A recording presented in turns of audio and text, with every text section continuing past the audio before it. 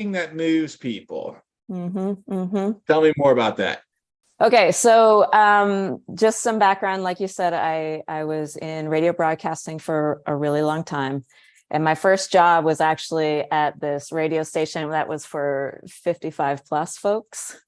So I was like 20 years old and I was writing like cemetery advertising. And like what happened in that moment, though, is what I learned is that as the person that's creating a message for someone else to view, absorb, whatever, you have to embrace who you're talking to first. So I was thinking today we could go through a couple of the rules of marketing, if anybody's down for that. And if you have questions or you're like, this does not apply to me, I don't know what you're saying, please stop me, because the whole point of being here is to help you, attract more people to your business. So down for that? Want to do that? I think marketing applies to all of us, whether we realize it or not. I know With the age of social media, we all have Shelley grew up in radio, and we all have a radio channel at our disposal. We all have a broadcasting company at our disposal. The politicians today that are running for president are probably more prominent on X or Twitter, whatever you want to call it, and then they are on NBC News. Yeah. Formerly known as Twitter. Yeah. So Shelley, before you jump into this, take out a piece of paper to pen, everybody, because she's going to drop some nuggets on you that I'm going to really encourage for you to pay attention to. So, all right, I see you got your pens and paper. All right, Shelley, so tell us, what are the rules? So the first thing that happened whenever I helped with like a Jeep dealership or somebody who wanted to come on the radio station is that I would meet with them first. And we would always talk about the whole point of marketing. And it was always really confusing because whenever I talked to the Jeep guy, he was like, I want you to make a commercial that sells Jeeps. And I was like, oh, I don't sell Jeeps, actually. You do. What my job is to make sure that I drive traffic to the lot. So the first thing that you have to think about in your own marketing right now is, how do I drive people to me? And the whole point is so that we don't have to buy leads. We don't have to prospect in ways that aren't money making, right? The best thing is a referral. So how do we do that? How do we attract people to our car lot? Let's just call it that. You with me so far? So I love it. When you're creating the message to have someone say, oh, I'm interested in the thing that is happening here, you have to remember that the average person is going through information overload. It's just, even 25 years ago when I first started in radio, it was like just everybody, it's billboards, it's people on the radio, it's television, it's folks at our offices guiding us. And it's just information. And the thing that you have to remember is that most people need something that's in it for them to stop and listen. Okay. We're all selfish beings. We all have needs and wants that we're working through the world, just trying to satisfy that. Right. So when you're thinking of your business, and when I was talking to the Jeep dealership, what is the thing that's going to stop your target market, which is one of the first rules. It's thou shalt truly know thy target market. What's going to stop him or her and say, okay, wait, I need to listen to this because it's going to benefit to me, right? And when it comes to real estate, to be quite frank, we have the same thing. We have the same inventory to sell if we're a buyer's agent. We have the same sellers that are looking for a real estate agent. So we're not that different from a car lot, right? Because there's several different people that sell Jeeps. How do I make sure that they come to my lot? And it really comes down to knowing the wants and feelings and passions and pains of the person that you're trying to serve. And you've probably heard a million times, you got to pick a niche and you got to do these things, and people sing song all around it. And the most important thing to know about the niche is you need to know why they want you and then sell that, if that makes sense. You with me so far? With you. We're with you, Shelley. Good talk. I need feedback. I can't be here alone. We are with you. It's too lonely to be by myself. Okay.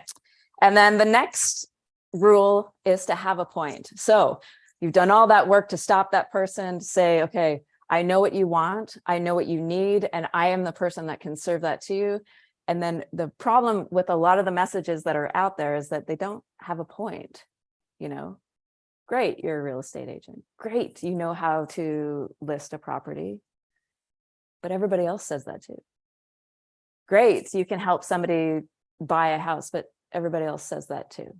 So the question then becomes, what's your point? What's the reason why I should use you outside of anybody else? And if you're not clear on that before you start your marketing message for any advertiser, you're just wasting your time and your money. Okay, so we've stopped them and then we give them the point. Here is the point. My point to you is that I am used to flip properties. I'm just going to use myself. I used to flip properties on my own. When I take somebody through a house as a buyer's agent, I'm a Debbie Downer. That's the truth. When we walk through a property, the first thing that I'm going to tell you when you ask my opinion is the things that are going to cost you money. And you can trust me to do that. Who else is saying that, right? So, and maybe that's not you. It should really be something that like embodies the things that you care about. For me, I score very high on protection. My clients know that. I push that through my marketing. And so, yeah. The next is thou shalt understand thy product cycle. So if you were at a supermarket, right? And you saw gum. Gum has a different and shorter product life cycle than people who are ready to sell or buy a house, right? We know that the product life cycle for a person, the next time that they're going to be ready to buy or sell is between 5 to 7 years, according to NAR, right? So why on earth would we care about the person that we just sold to? Because they're not going to do anything again for another 5 to 7 years. Well, if you intend to be in business for any period of time, but for a long time, and you want to make this a career, you have to be thinking about the right nows and the laters. Okay, I served you today because I know in 5 to 7 years, you're going to call me back.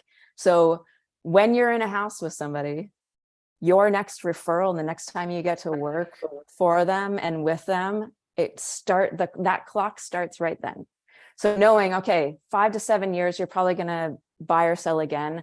I also want anybody who tells you, like anybody in that person's world that says, do you know anybody that knows about real estate? Because I'm thinking of buying. I want them to be telling like, oh, Shelley's brand promises this, bam, bam, bam, bam. And they know it because it's in my marketing message. Okay. So we can't be short-sighted with marketing. It takes a long time to build, especially a referral business. Right now, I run a 100% referred business. I'm super proud of that. It took a lot of work. It took about 4 years to get there. And I would say that the only reason why my business is profitable, like 6 figures profitable after expenses, taxes, like, is because of the referrals that I get, but I earned it in every second that I was with my clients. Does that make sense?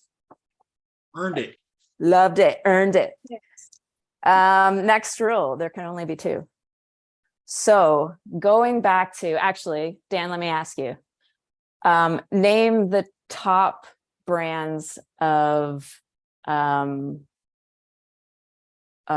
soda. Coca-Cola, Pepsi, Mountain Dew. So if you were just looking at the colas, you said Pepsi and cola, or Coca-Cola, right? Oh, yeah. Who's the third one? Who cares? There can RC only be 2. Cola. There you go. Who cares? You said it. I didn't even set him up for that. I know. That is exactly right. So let's say that you're looking at somebody else in your region, right? And there you say, okay, this person is extremely successful in this area, this area, this area, and I'm going to emulate them. You also have to see who else is in the space, because if there's more than 2, that's not your niche. Because it's really important that you become one of the 2 choices. If you're in the 3rd or 4th, you're not going to make any money. I just promise you it's like this weird rule in advertising. And as much as I'd like to change it, it's just true. So anytime that I've been in a space where maybe when I first launched my real estate business and I was really focused on first-time home buyers. Well, if I just work on first-time home buyers, there is a sea of agents that do that, right? So then it's like, okay, I work first-time home buyers and they are in the medical field. Okay, well, now there's 8 agents that I know of in my marketplace that do that. Okay, well, I do first-time home buyers in the medical field that specialize in anesthesia. Now I have a niche. Now I'm one of 2. I'm actually, I'd like to say now I'm only 1 because the other one dropped out, but whatever. That's what you want to get to. You want to get to the spot where someone in anesthesia says, it's got to be Shelley because she knows everything about our financing, and I started to build my brand around their needs and wants, right? Okay. And then I started to advertise that. If you're Got me some sort of on, joke in there, Shelley. If they don't buy, you can maybe just like put them under and then, convince them that's the right decision. I don't know. I'm pretty sure that's illegal. Yeah, it's probably illegal. I was working with some sort of bad joke there, but I'm sorry to interrupt. Thanks for laughing. Appreciate that. Don't ever apologize for interrupting. Okay, so duality. The next is thou shalt effectively communicate the burning why. Okay, so I've talked about my anesthesia folks, right?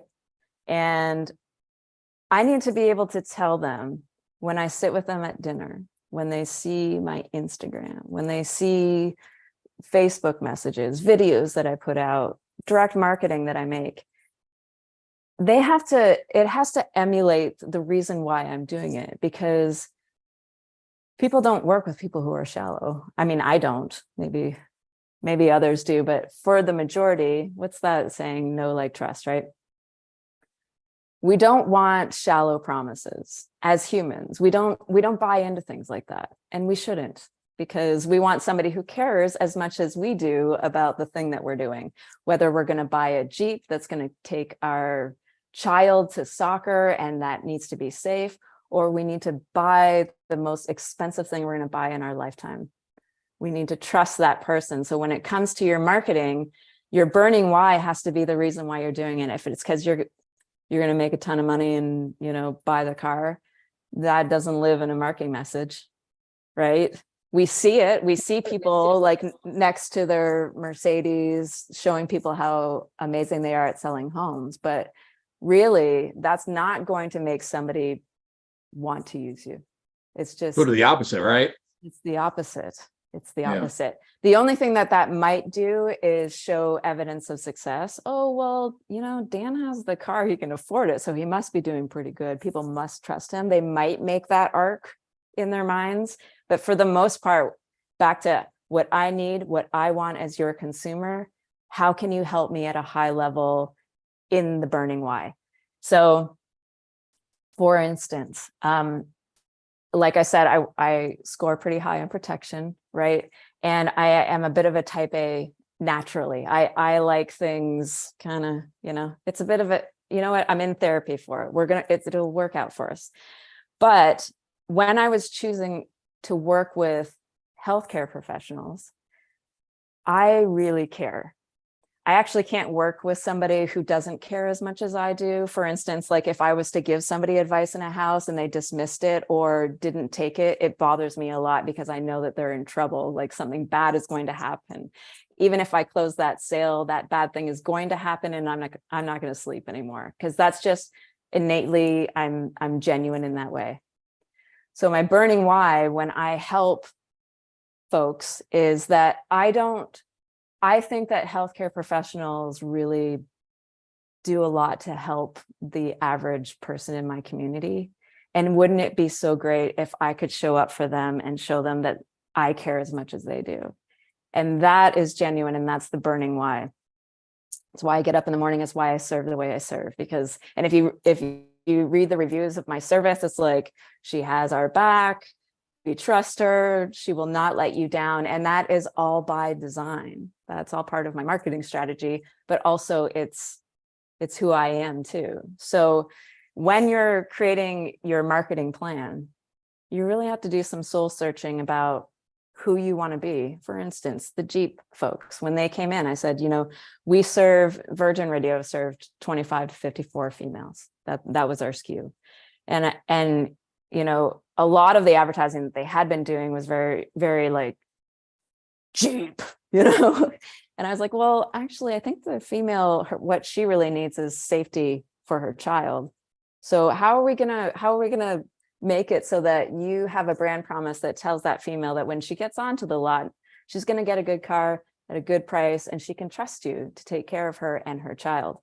And so when you're making your message, the last thing that I really want to make sure that you understand about the burning why is, if you make a promise, you have to deliver. You have to do what you say. That is the nugget of anything that is a brand trust. It's Shelley says she does this, and then she does it. And that's what closed the loops. That's where all the referrals come from, because they know that I'm going to show up. So you could probably think of at least 10 companies out there that make these brand promises, and then you go and look at their reviews and it's like, actually, this shirt was of poor quality or whatever. And then you don't buy, right? Because you're like, ooh, look at that. They said it was this, but it's actually garbage. Your brand has to deliver on the brand promise. Thou shalt serve the underserved. We kind of covered that already. You know, when you're choosing your niche, if in the rule of duality, if there's somebody out there that's, like I said, like I went to anesthesia because one of the things with anesthesia, the nurse anesthetists do not qualify for loans the same way a physician does. So what I did was I went out and I tried to find lending and good solutions for them, so that when they came to me and said, hey, look at this big monster check I have, but then look at all this debt, and I should be able to afford a house here, but oh, and then it ruined their image of home buying, and then they didn't buy. So how do I equal it for them in their minds? So I'm serving the underserved. Nobody cared about them, and they're like, there's no solutions for me. I'm going to rent for the rest of my life.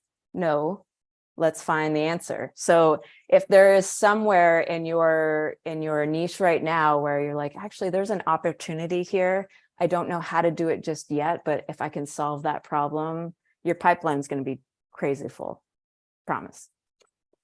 From experience. Shelley, let me share with you what I just heard you say, and then I want to ask you a couple questions. But also, if you have a question for Shelley, because you're not going to have an opportunity to really speak with somebody specifically about marketing that is like one of the top in the country about marketing, and Shelley is that. And so I want to make sure that you guys use this opportunity, because we're all business owners, and business owners have to find business.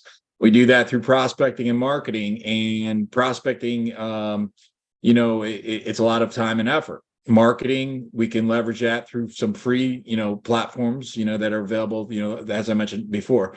But here's what I heard you share, Shelley. Know your market, make sure that there's something in it for them, understand their wants, feelings, and passions, have a point, understand the product life cycle, the duality of you're only going to be one or two. If 1 and 2 are already taken, then you may have to, maybe you could look at like the strength of number 2, and maybe they can be taken over, but maybe just find a different market. Know the burning why, and then here's my favorite. You ready? Don't be garbage. That's what I heard you say. Did I don't know. Is that what translated there? Okay. Deliver on your promise. I'm sorry. That's what I meant. There you go. Yeah. I meant to say deliver on your promise. Did I understand you correctly, Shelley? Yes, I think you did. Does anyone have questions about that right now, or? I have a question. Go ahead, Ted. You said taking a snapshot or a picture of you standing by a car by Mercedes-Benz might show some sort of success, but that's not where you would want to go with it.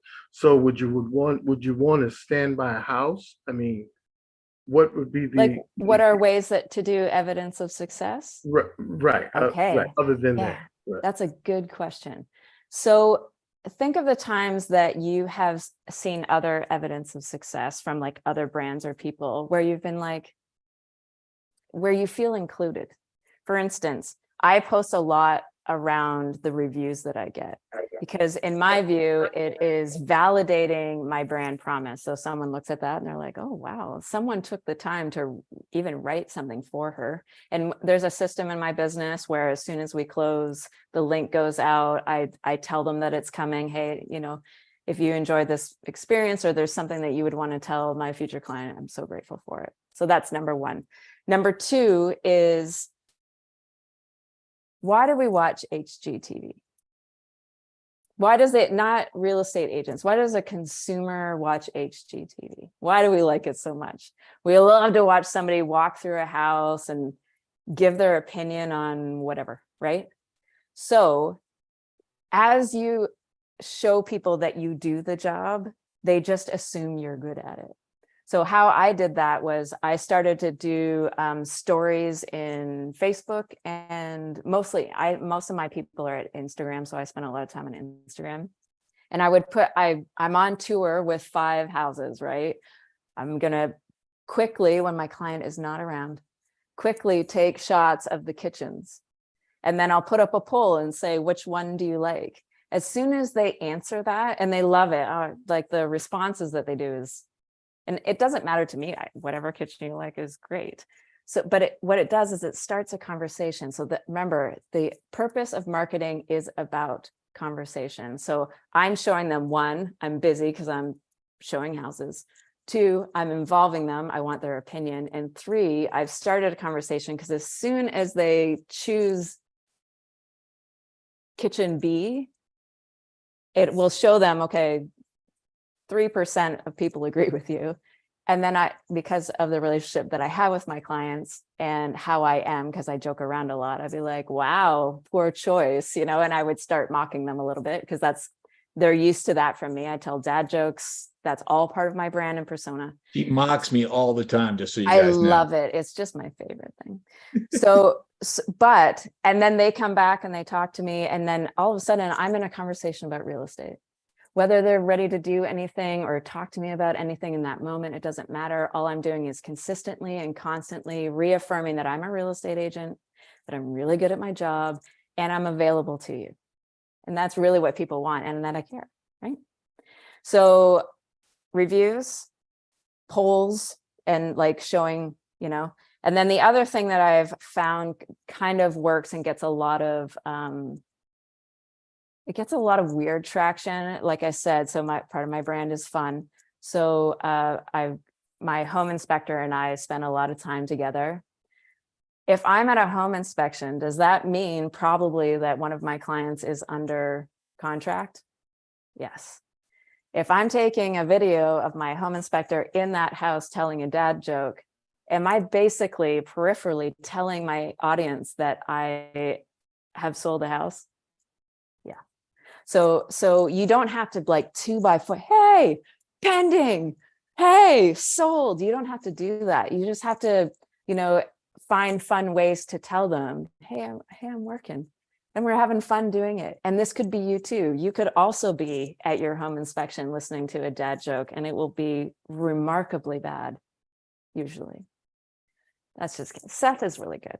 My jokes are the worst. So sort of like things in sort of the background. So you're not in the foreground and the blatant, like, hey, look, I just sold this home. Right. More in the background of, you know, the things that you're doing to sell the home, that the consumer is the reason why they watch HGTV, because they're interested in that. They're not interested in you. They're interested in what you do.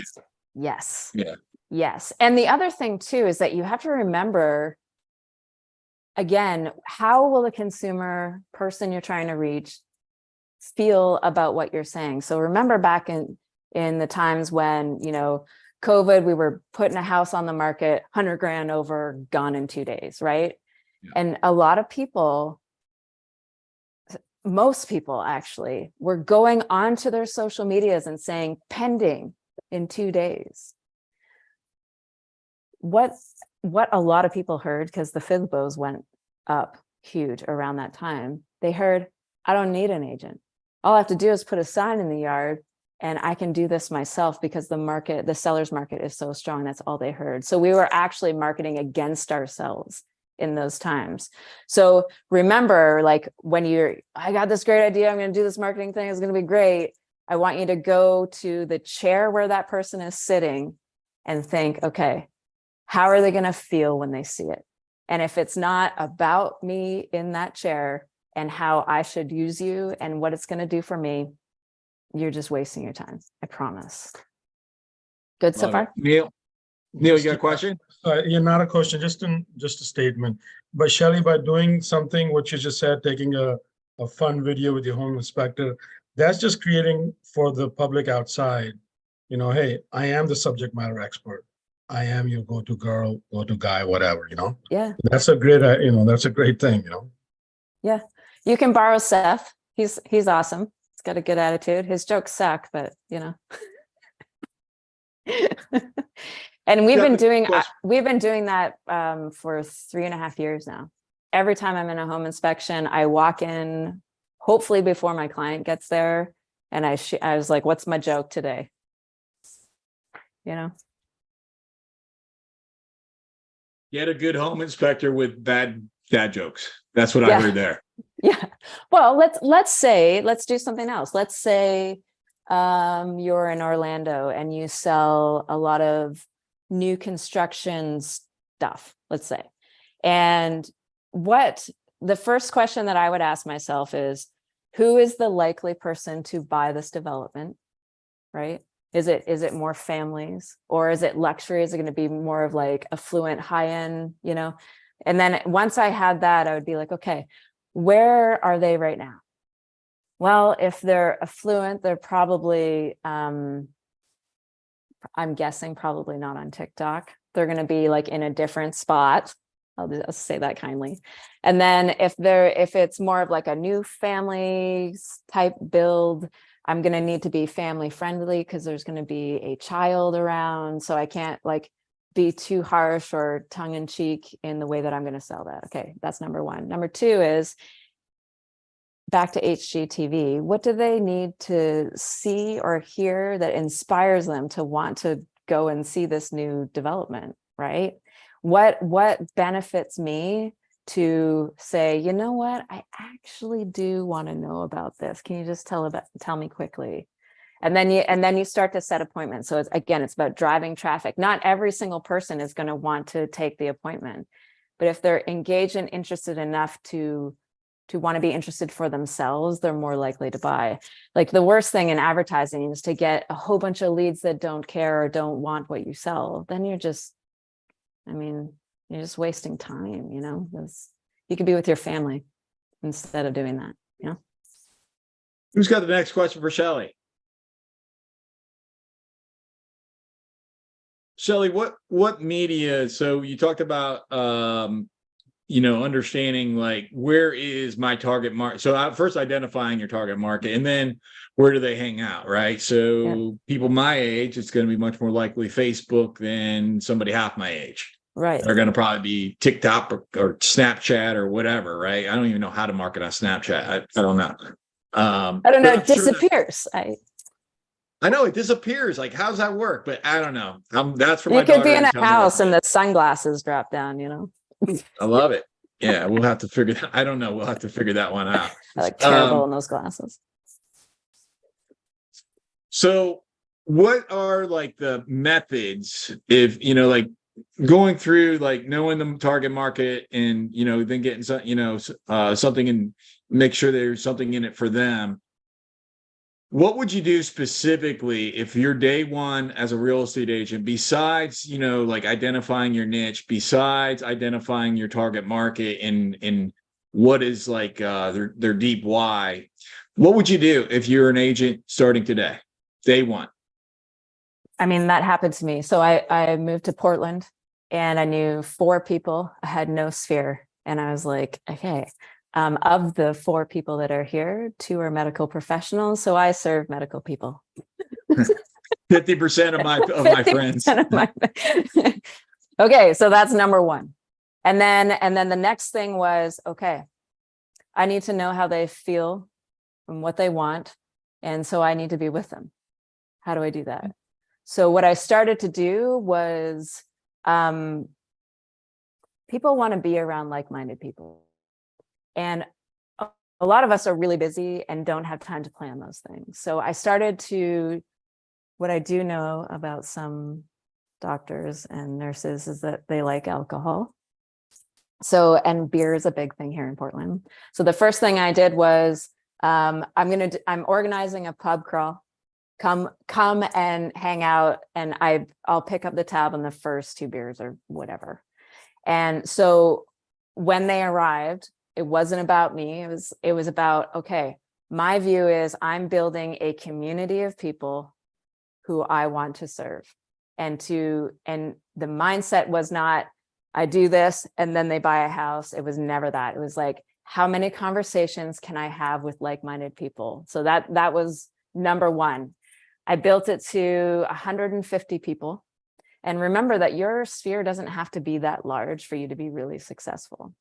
What you do need to have is 5 to 10 people who believe in you, that live in that sphere, who want to see you succeed and believe in your brand promise. But again, you need to know it. So immediately I knew, like, I'm a nurturer, I care, I'm going to connect those things. And then also I believe that I'm fun and I score high on protection. So I'm good at guidance. I'm going to tell you the truth. And if my doctor is too busy to, like, if they're working or in surgery until 9 p.m. at night, I need to understand that I need to serve them when they're around. And I am asleep at 9 p.m. because I'm 5,000 years old.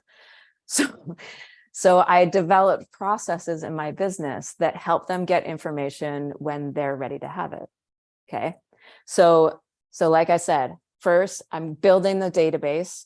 The next thing is I'm building processes that serve them. Not everyone, it serves them. There's some people that do not want a video of me explaining what an appraisal is and they'll never watch it.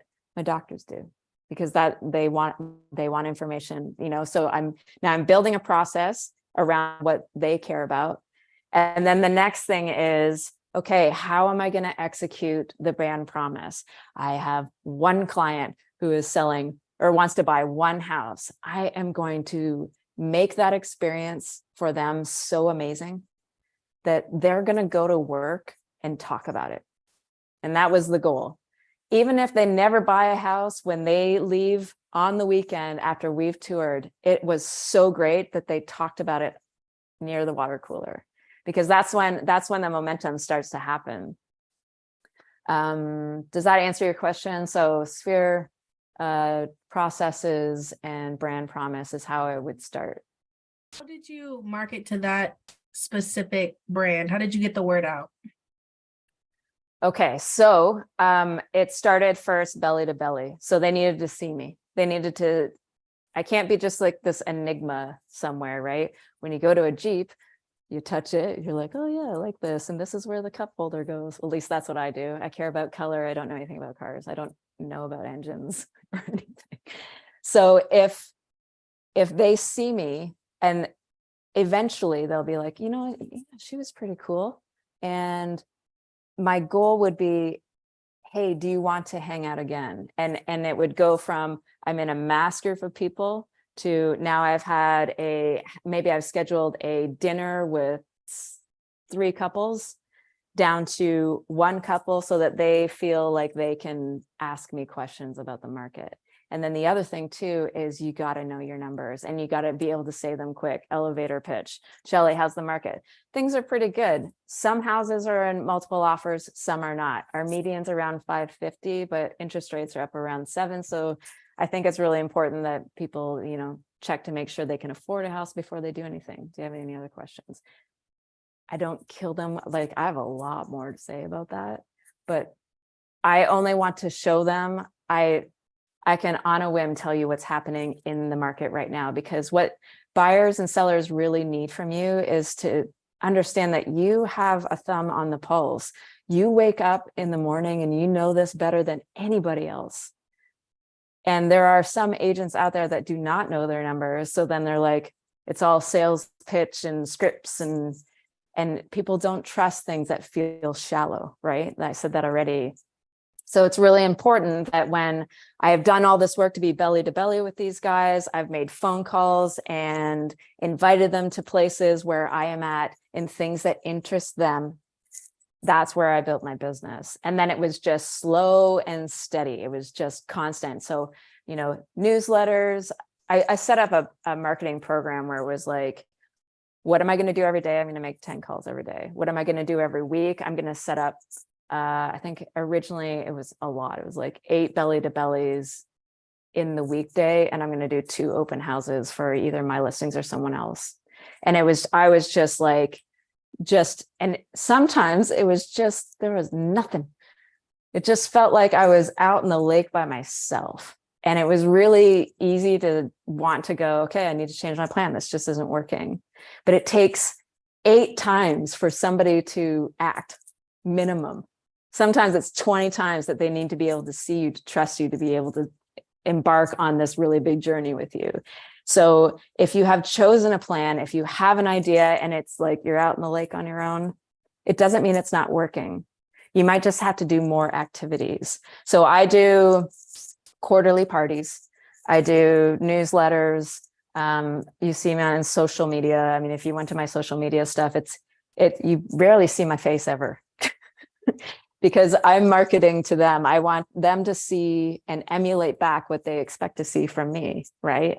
And then the other thing too, when it comes to marketing, is that people work with who they know. So they got to get to know you. Like, what is your value system? What do you care about? I would suggest you stay away from politics. Some people do market on politics. I don't, you know, we're already divisive. So, you know, I just kind of leave that alone. I try to look for ways that we are inclusive. How long did it take you, Shelley, to, so it takes a while where you're out on that pond by yourself. Mm-hmm. How long does it take before you catch some fish?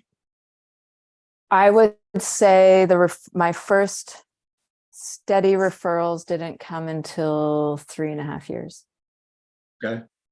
But it doesn't mean I wasn't, listen, I was at open houses and I was like, do you want to hear a joke? You know, I was willing to work with, because you're building this big, long vision, but you got to eat today, right? So you're building the vision and you got to be where buyers and sellers are who aren't represented, who might not fit in the niche, you know, and that's okay. But especially at the beginning, you know, I was grinding. I would take anything. I worked open houses for free.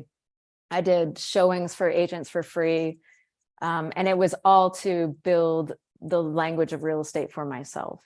So like I would be in a house with a buyer and I'd be like, I don't know the answer. And then, you know, that's preparation for my business. If I am saying I'm a really good buyer's agent, but I don't have a clue about a chimney, I got work to do. That's on me, right? So I started to take a lot of onus around the education of what I was going to represent as a real estate agent. And when I work with elite people and they get elite service, period. Love it. Love it.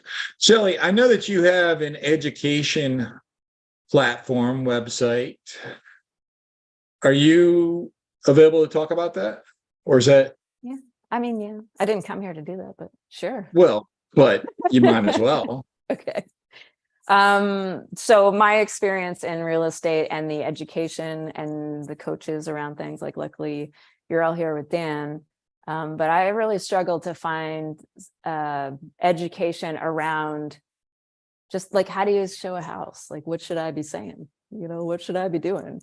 Especially in like first year to third year. Like, do I tell them everything? You know, like I really struggled with, and it was a little bit different. I was in Vancouver, BC. I came down to Portland and, you know, water, soil issues, lots of stuff that mold was different down here than it was up in Canada, right? So I was like, I have a lot to learn just on that. And then when I got down into, okay, well, my business finances, I know that I'm supposed to have 2 accounts, but I don't really know the flow of money. And there wasn't a lot of options. So from there, I just thought, wouldn't it be nice if you could just go to a spot where you're like, I have a question about how to show a house. and you could type it in somewhere and you could get an answer that's not like an upsell, or, and you could just get the answer. So I built On Track Agent. There's a whole bunch of different coaches, ideas. It's a thinking platform. It's for people who actually like want to be educated as an agent. Dan's on it. You can find. I was just Dan going to ask, who's your favorite coach on that platform? Oh, it's for sure. I think it's Dan. Yeah. No one's laughing. Bored. If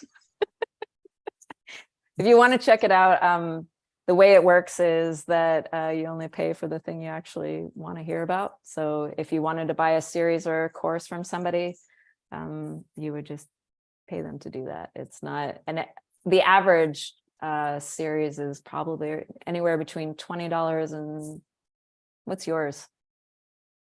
I'm not sure which one you have there. I think I have two. There's somewhere between like as low as 20, as high as like 150, depends on what you want them to do. So, and then you can also get like one-on-one coaching with folks or buy books. Yeah, there's some pretty amazing coaches that have provided contribution and content on that website. So ontrackagent.com, check it out. Actually, sorry, one thing. We just released an economic update by Tammy Wittrin. It's a global and national review of what is happening in the marketplace. She nailed it. It's so good.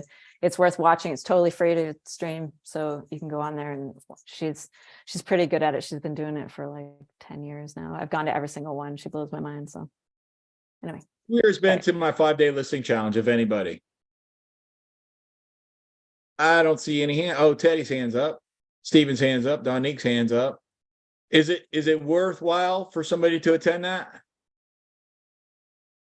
Absolutely. Absolutely. What's that, Ted? Absolutely. Absolutely. Is the price right for it? Definitely. If you're interested to a free 5-day listing challenge, I'm starting it on Monday. Visit www.5daylistingchallenge.com. That's the number 5daylistingchallenge.com. I will show you how my students are taking 3 or 4 listings every single month. I'll show you how Teddy took his first listing. I'll show you how I took 79 listings in the last 12 months in this crappy market. And I'll show you every single tactic and strategy that you can employ in your business today. www.5daylistingchallenge.com. And it is free. And it will be an intense class that will give you the step-by-step instructions. Every single Friday, we have a beautiful, thoughtful mind leader like Shelley to join us. Next Friday, Rick Warner, who's a real estate broker in California, is going to be talking to us about how to avoid distractions and emotions that get you off track. So if you're a real estate agent, and if you ever had anything sort of emotionally ping you, like the buyer didn't call you back, or the something blew up on the deal at the end, and you're curious about like, man, this sucks. Like, how do I manage this? Join us next Friday, 1 p.m. Eastern time, and repeat and rinse, share it with a friend. This is a public format that is open for free to your friends and colleagues. It's part of the CPI community. And it's a way that I help you have no broke months.